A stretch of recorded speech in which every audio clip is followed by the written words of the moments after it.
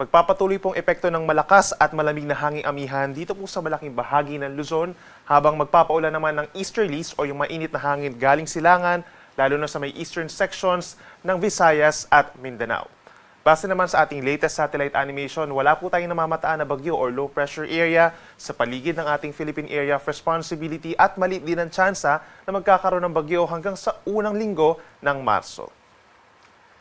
For today po, asahan pa rin na makulimlim na panahon na sasamahan ng may hinang ulan lamang dito sa may norte kabilang ng Cagayan Valley, Cordillera Administrative Region at lalawigan ng Aurora, dulot po yan ng hanging amihan.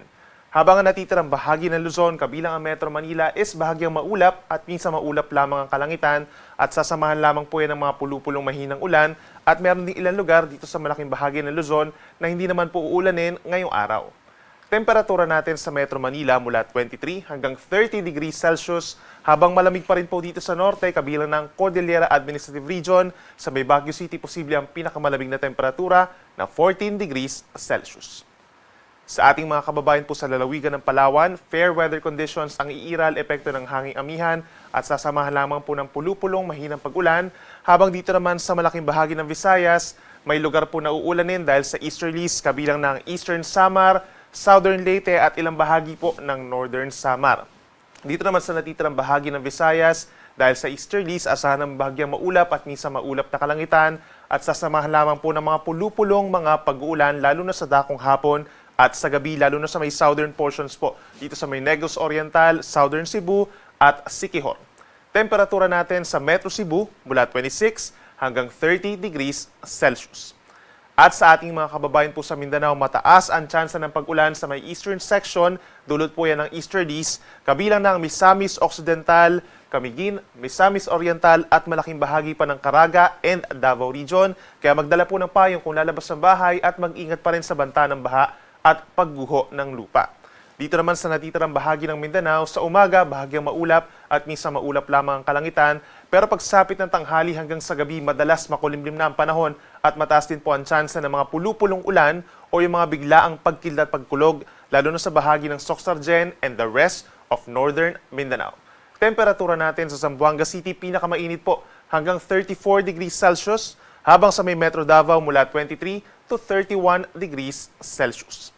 Sa ngayon po, wala tayong nakataas na gale warning or babala sa matataas na mga alon. Even in the coming days, aasahan sa malaking bahagi ng Luzon ang banayad hanggang katamtaman na taas sa mga pag-alon, gayon din sa may western and central sections of Visayas and Mindanao. Medyo maalon po sa may eastern side ng Visayas and Mindanao hanggang 3.5 meters, pero posibleng bumaba pa ito sa mga susunod na araw.